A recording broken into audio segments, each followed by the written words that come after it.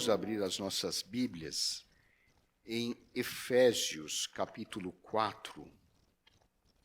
Nós vamos ler os versículos 1 a 16. Diz assim a palavra de Deus: Rogo-vos, pois, eu, o prisioneiro no Senhor, que andeis de modo digno da vocação a que fostes chamados, com toda a humildade e mansidão, com longanimidade, suportando-vos uns aos outros em amor, esforçando-vos diligentemente por preservar a unidade do Espírito no vínculo da paz. Há somente um corpo e um Espírito, como também fostes chamados numa só esperança da vossa vocação. Há um só Senhor, uma só fé, um só batismo, um só Deus e Pai de todos, o qual é sobre todos, age por meio de todos e está em todos. E a graça foi concedida a cada um de nós segundo a proporção do dom de Cristo. Por isso diz: quando ele subiu às alturas, levou cativo o cativeiro e concedeu dons aos homens. Ora, que quer dizer subiu, senão que também havia descido até as regiões inferiores da terra? Aquele que desceu é também o mesmo que subiu acima de todos os céus, para encher todas as coisas. E ele mesmo concedeu uns para apóstolos, outros para profetas, outros para evangelistas e outros para pastores e mestres, com vistas ao aperfeiçoamento dos santos para o desempenho do seu serviço, para a edificação do corpo de Cristo, até que todos cheguemos à unidade da fé e do pleno conhecimento do Filho de Deus, à perfeita varonilidade, à medida da estatura da plenitude de Cristo, para que não mais sejamos como meninos, agitados de um lado para outro e levados ao redor por todo o vento de doutrina, pela artimanha dos homens, pela astúcia com que induzem ao erro. Mas, seguindo a verdade em amor, cresçamos em tudo naquele que é a cabeça, Cristo, de quem todo o corpo, bem ajustado e consolidado pelo auxílio de toda a junta, segundo a justa cooperação de cada parte, efetua o seu próprio aumento para a edificação de si mesmo em amor. Oremos. Santo Deus, nosso Pai, nós pedimos agora a iluminação do Espírito Santo sobre as nossas vidas e que nós possamos compreender e aplicar este ensino ao nosso dia a dia. Nós queremos crescer como cristãos. Te pedimos, Pai, esta bênção em nome de Jesus. Amém. A vida adulta é repleta de desafios. O psicólogo Daniel Levinson fez um famoso estudo analisando pessoas de diferentes faixas etárias. E a conclusão da sua pesquisa é muito bem conhecida no meio dos estudiosos do comportamento humano. Ele percebeu que a vida é constituída de ciclos, de estações. Assim como o ano tem 4 estações, primavera, verão, outono e inverno, a vida humana pode ser encarada como uma sucessão de estações. E cada estação tem as suas características, tem os seus desafios, tem as suas peculiaridades. e tem as suas crises. A gente fala brincando na crise da meia-idade, só que isso é um fato psicologicamente comprovado. Mas não é só a crise da meia-idade. Nós vivemos crises em todos os nossos ciclos de vida, desde que nascemos até o nosso último dia de existência. E a resolução destas crises, a superação destes problemas é importante para que nós possamos entrar na nova fase de maneira equilibrada e serena. Nós vamos ter muita dificuldade de resolver as crises de uma determinada faixa da nossa vida se nós não tivermos resolvido as crises das estações anteriores. Ou seja, é importante nós vivermos os desafios e superarmos estes desafios, resolvermos de forma satisfatória as nossas crises de uma determinada estação das nossas vidas, para que nós possamos entrar na estação seguinte e enfrentar os desafios que essa nova estação nos coloca. Por exemplo, quando nós entramos na vida adulta, em torno dos 20 anos, mais ou menos, nós temos alguns desafios próprios dessa fase. Nós precisamos descobrir qual é o nosso papel no mundo, a nossa vocação. Qual é a minha vocação? Nós estamos entrando na faculdade, nós estamos concentrando a nossa energia, em geral, nos estudos. Claro que isso varia de acordo com a cultura e de acordo com a sociedade. Nós estamos entrando em relacionamentos, inclusive amorosos, para constituirmos futuramente uma família. Então, esses são os desafios da vida adulta inicial. Quando chegamos aí em torno dos 40, dos 50 anos, nós estamos numa nova fase de vida. Nós, em geral, já constituímos famílias. E a nossa preocupação é em oferecer aos nossos filhos condições para que eles possam se desenvolver como pessoas independentes no futuro. Em geral, os nossos relacionamentos familiares são diferentes daqueles que nós vivíamos em torno dos 20, 25 anos. E quando nós chegamos aos 60 anos e mais, nós estamos numa fase diferente. Então, o que vive uma pessoa que tem 60 anos ou mais? Ele já viu a sua família basicamente constituída, e o seu papel, então, é de ser um exemplo para as próximas gerações. Os desafios dele já são diferentes. Ele já está vivendo uma fase onde ele se preocupa mais com a preservação da sua saúde, pela própria biologia dos nossos corpos. E, como disse um outro grande estudioso do comportamento humano, o psicólogo Erik Erikson, quando a gente está na fase dos 40, 50, 55 anos, nós estamos na fase de produzir.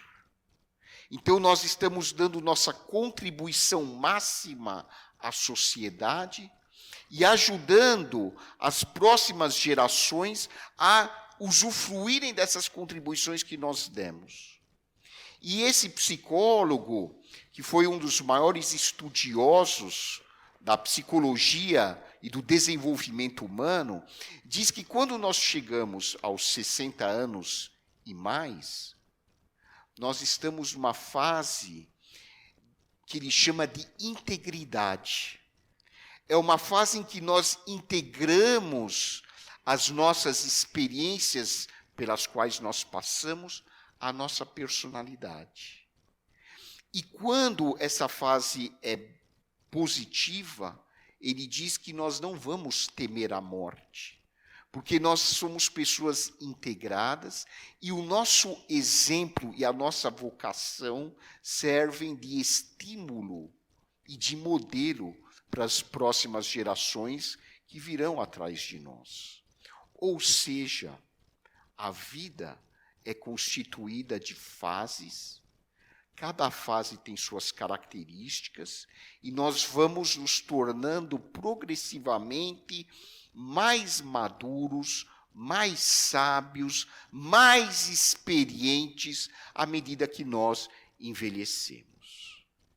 E a vida cristã é assim também.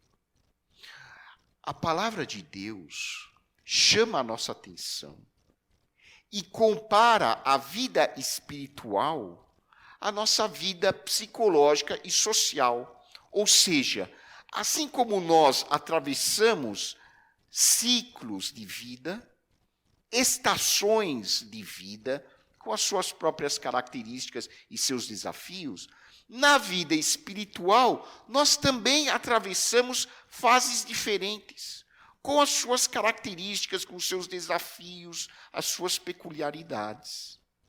E é importante que nós saibamos resolver estes desafios de uma forma saudável para nós nos tornarmos cristãos espiritualmente maduros.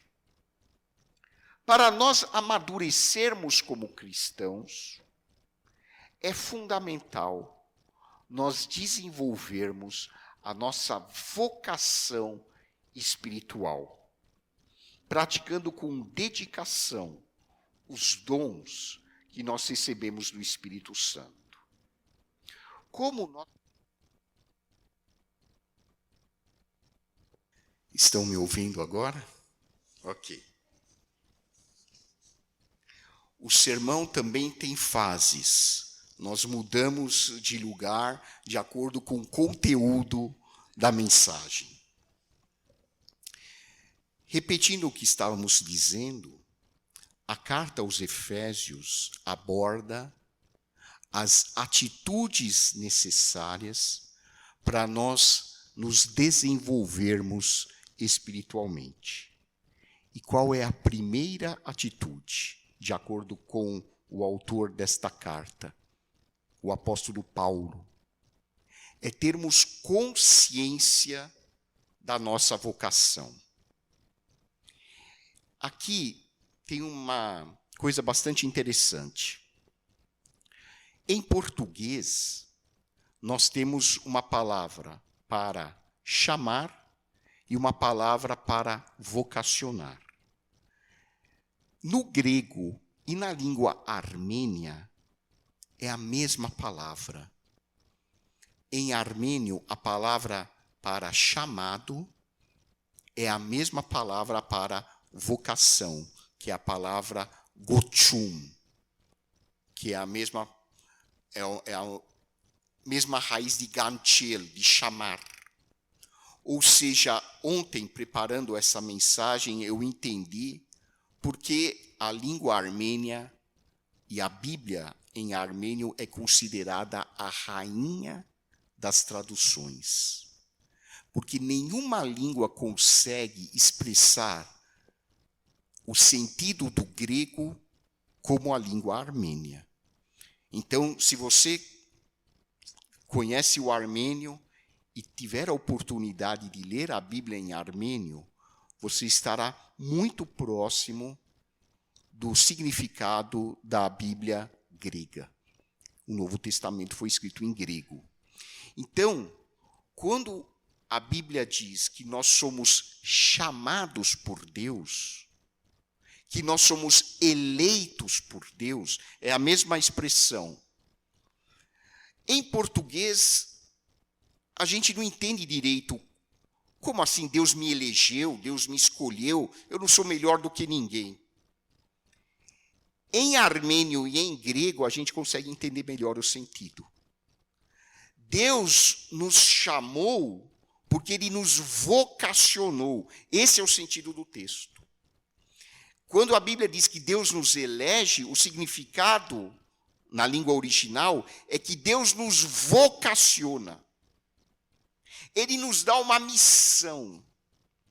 Ele separou você para uma missão especial. Ou seja, você faz, de alguma maneira, diferença nesse mundo. Porque você tem um papel que só você pode desempenhar. Mas ninguém. Vejam o quanto você e eu somos importantes para o reino de Deus. E quando nós falamos reino de Deus, nós pensamos imediatamente na igreja. E aí a gente já pensa na igreja local. Mas o sentido é muito mais do que isso. O reino de Deus, na verdade, engloba todo o mundo. Todo o universo faz parte do reino de Deus. Ou seja, para você se tornar uma pessoa cristã adulta, madura, a primeira coisa é você ter consciência de que você tem uma vocação. E é importante você descobrir qual é essa vocação. E aqui eu faço uma homenagem ao Dia Internacional das Mulheres. Parabéns para todas vocês. Quando a gente lê a lista dos dons do Espírito Santo, muitas pessoas se perguntam, puxa, mas eu acho que eu não me encaixo nessa lista. Principalmente as mulheres. Porque a Bíblia fala de dons como profetizar, dom de pastor, de mestre, dom de presidir, dom de administrar. E muitas mulheres, principalmente da nossa sociedade, não conseguem se encaixar nesse perfil.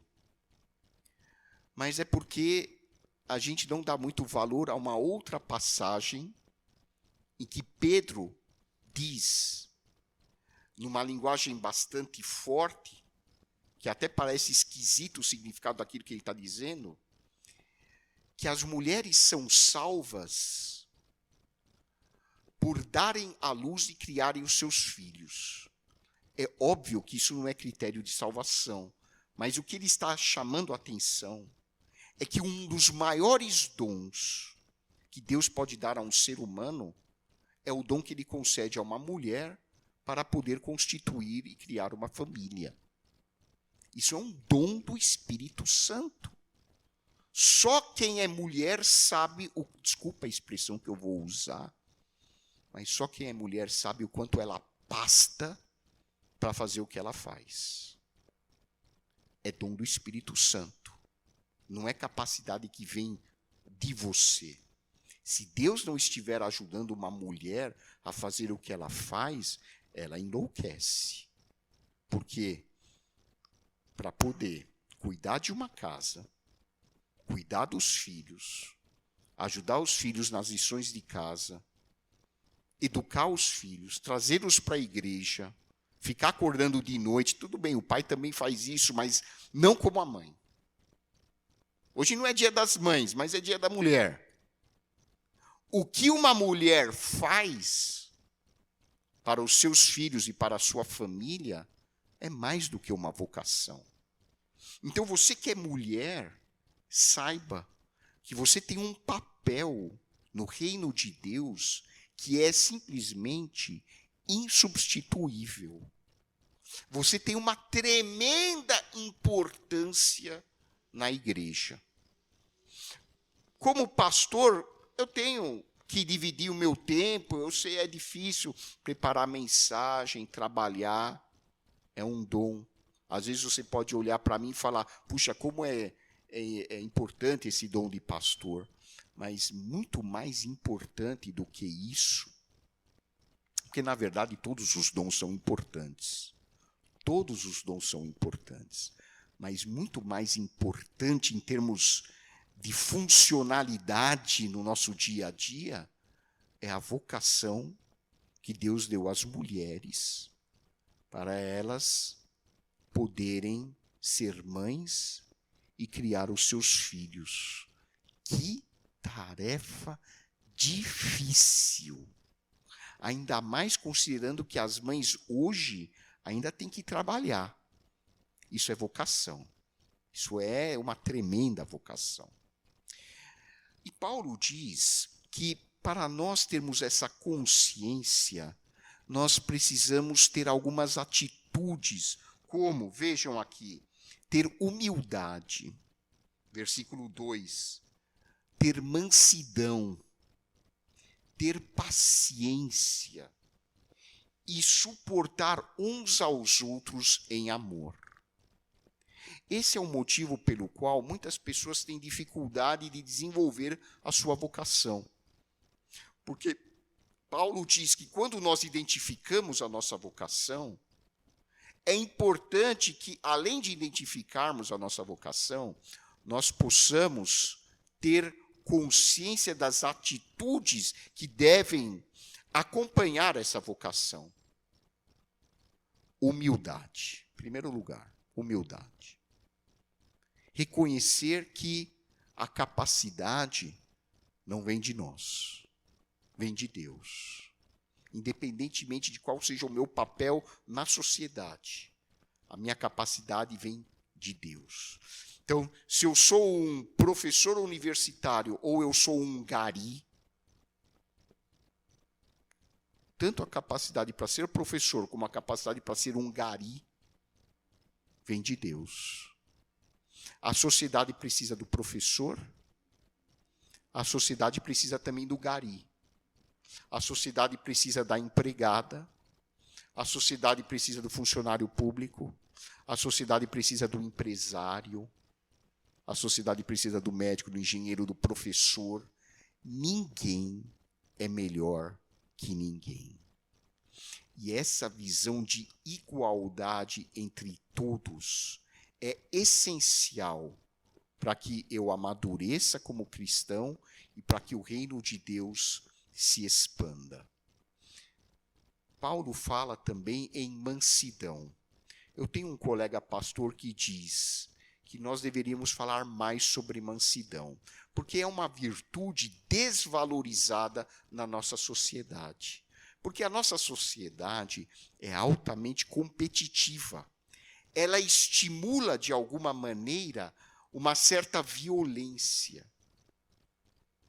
As pessoas acham que quanto mais violentas elas forem, inclusive no trabalho, elas vão se projetar mais.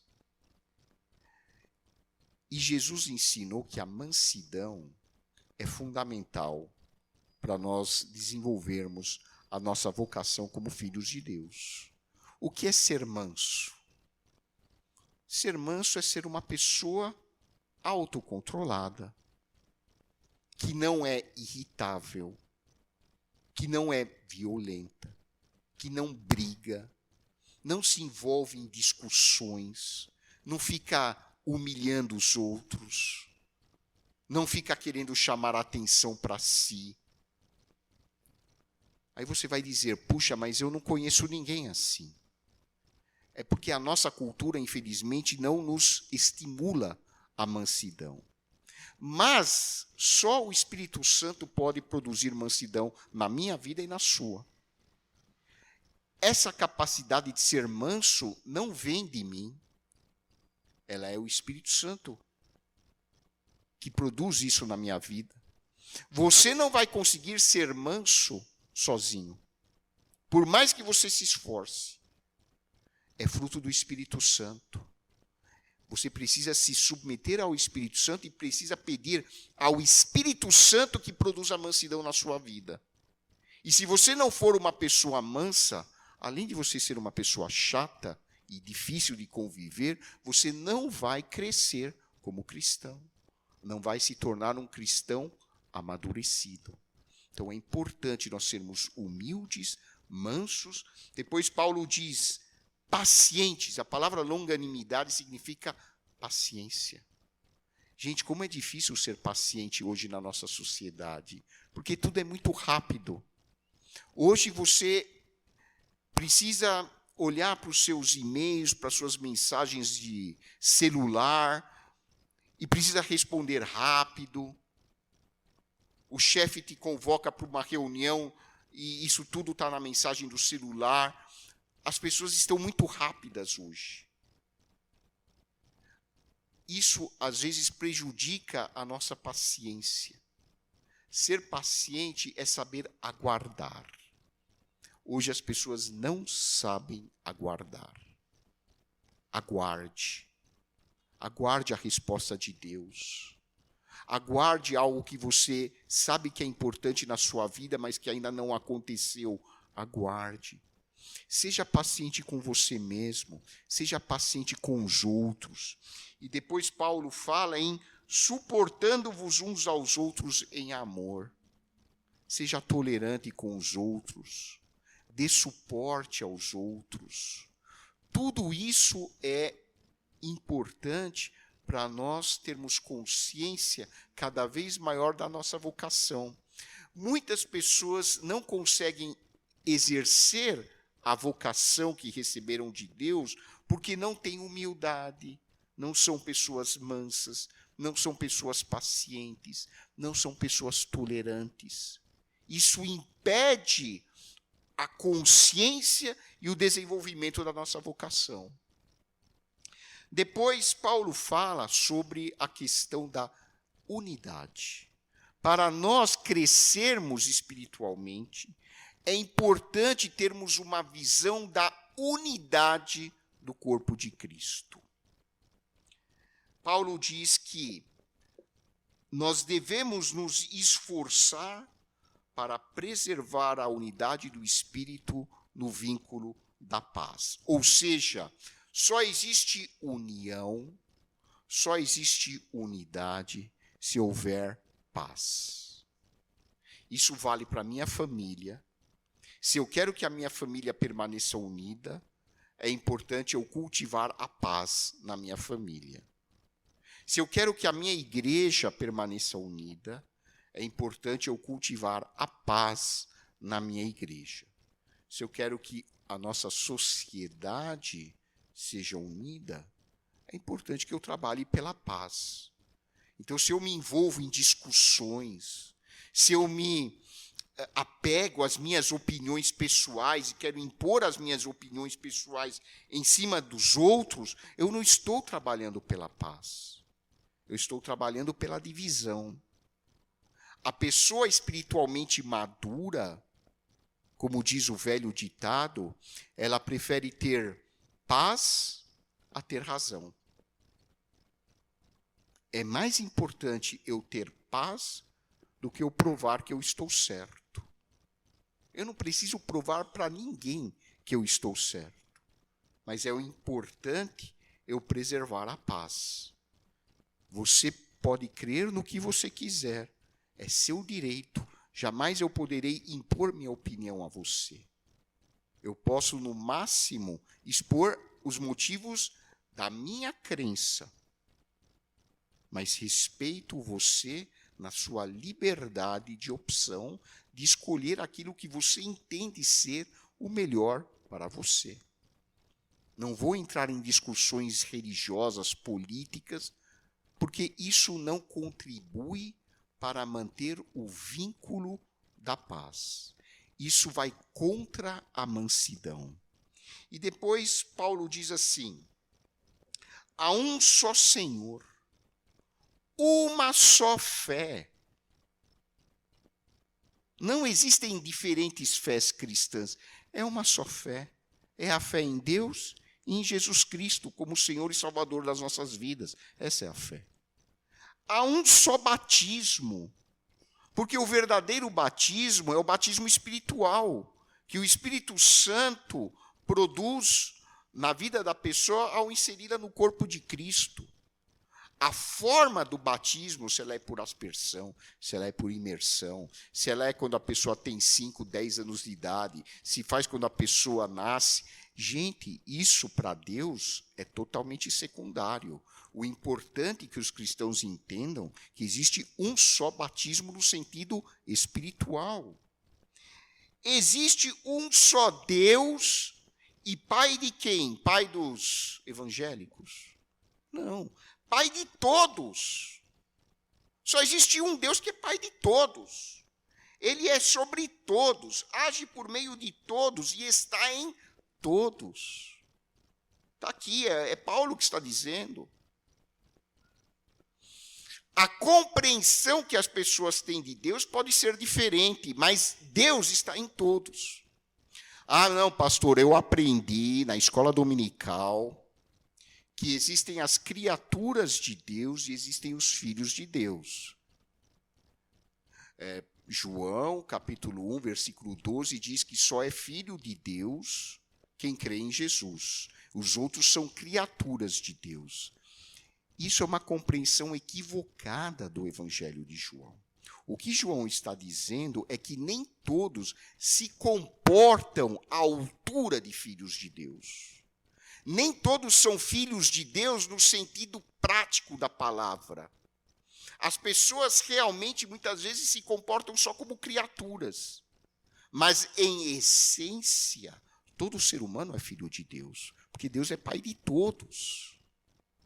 Embora muitos, por não terem consciência disso, não agem como filhos de Deus de fato. É isso que João está dizendo. Aqueles que abraçam a fé em Jesus e passam a ter um relacionamento com Deus Pai, essas pessoas passam a ser filhos de Deus no sentido existencial da palavra. Mas todos, em essência, são filhos de Deus. Deus está em todos. E Paulo repete esse ensino lá em Atos, no capítulo 17, quando ele prega para os gregos. Ele diz para os gregos que até para a pessoa respirar, ela precisa de Deus. E que Deus está se movendo através de todas as pessoas. Então, já vimos que para sermos cristãos amadurecidos, em primeiro lugar, nós precisamos ter consciência da nossa vocação. Em segundo lugar, nós precisamos ter uma noção da unidade do corpo de Cristo. E, finalmente, nós devemos praticar com responsabilidade os dons que nós recebemos de Deus. E aqui, Paulo diz que cada um recebeu a graça de Deus na forma de um dom. Você tem pelo menos um dom. Não existe desempregado no reino de Deus. E esse dom que você tem, é importante que você exerça esse dom, tanto para você amadurecer, como para você ajudar as outras pessoas a crescerem como cristãos. Ou seja, quando você exerce o seu dom, não só você cresce, os outros crescem. E quando eu exerço o meu dom, não apenas eu amadureço, vocês também amadurecem. Até a pessoa que limpa os bancos da igreja, se ele não limpar os bancos da igreja, ele não amadurece e você e eu também não amadurecemos. A Bíblia diz que nós somos membros uns dos outros. Olha a importância que você tem no corpo de Cristo. E como nós somos interligados. Eu sou parte de você e você é parte de mim. E nós dois somos partes do corpo de Cristo. A cabeça é uma só, é Jesus. Mas os membros somos nós. E todos os membros estão ligados entre si. E aqui a gente faz a comparação com o corpo humano. A cabeça está ligada ao corpo, não só por meio da coluna, mas até pelo próprio sistema nervoso. Então, um estímulo doloroso no dedinho do pé afeta o funcionamento de todo o corpo. E tem um exemplo de citação do criador da análise transacional, Eric Berne. Ele diz que uma pessoa foi ao médico, ele estava sofrendo, o corpo todo dolorido, e ele já não sabia mais o que fazer. Aí o médico examinou, da cabeça aos pés, tinha um espinho lá no pé. ele tirou o espinho, a pessoa ficou boa. Todo o resto dos sintomas desapareceram. Todo o mal-estar foi por causa de um espinho no pé.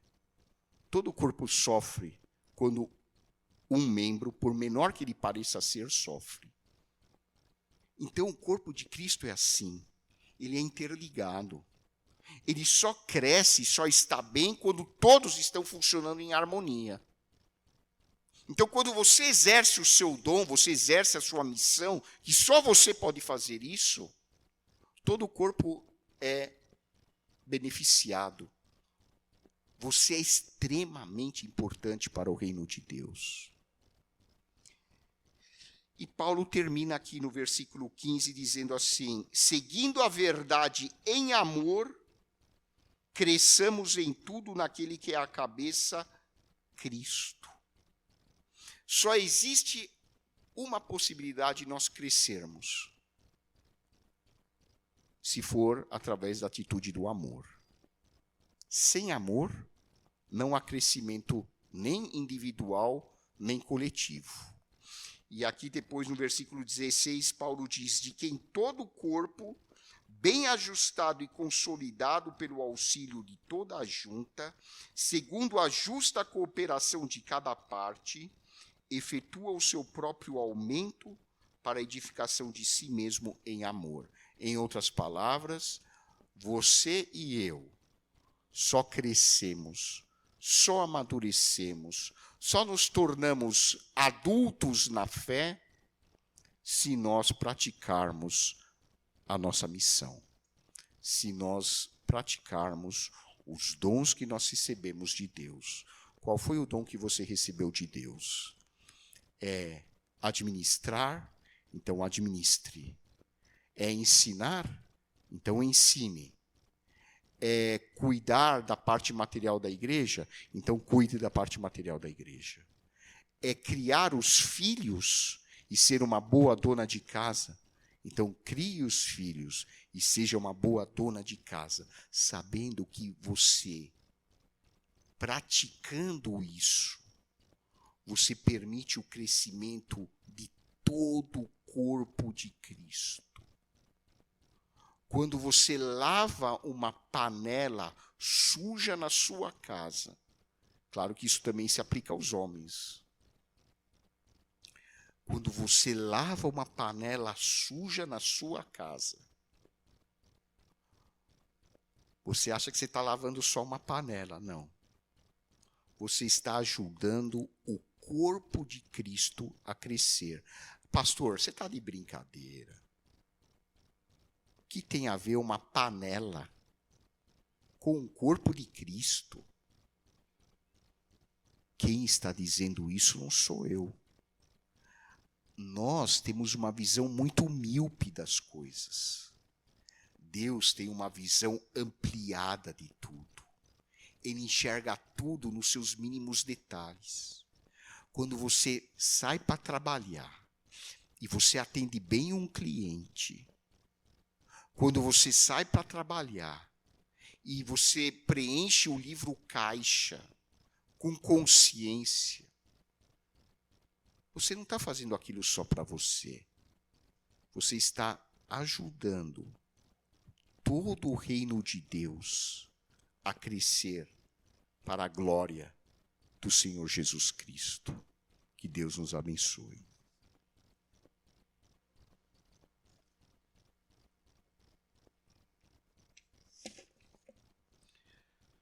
Vorbesi adink, vorbes Christonianer, betke barzenk mer gochuma, gadarelov ein barkevnere vor antunetsank surpokien. Iepesatsinerun namaga mesiga sorvetsane, inchbes gernank hasnil Christonia jamgedin. Alatindere betke janchnank mer gochuma, inchbes bohos arachial căreț, art gahacem tsezi, yes vor deroce hamar gabvazem, vor tuc ein bes kalek, inch bes gă vaile, ein gochumin vorov gancevetsak.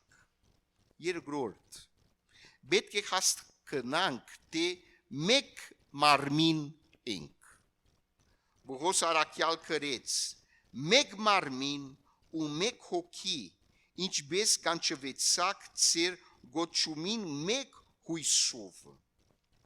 E vercea bes, mer barchevneră bet que gadarenc.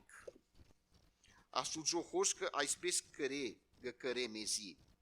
Haba sirovgeș mardutian he develov, amen pan anov agit sănenc vor căluhe, ai sin în Hristos.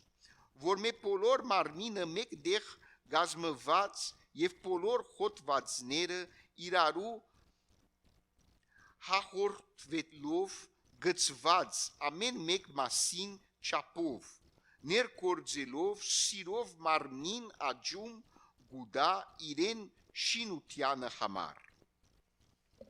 Uremen, siro meci calenc, he devinc mergociumă, ev gadarenc mergar barchevneră. Vorbesi, amen or aginc, vorbes cristonianer. Ortneală la Studzohoscă.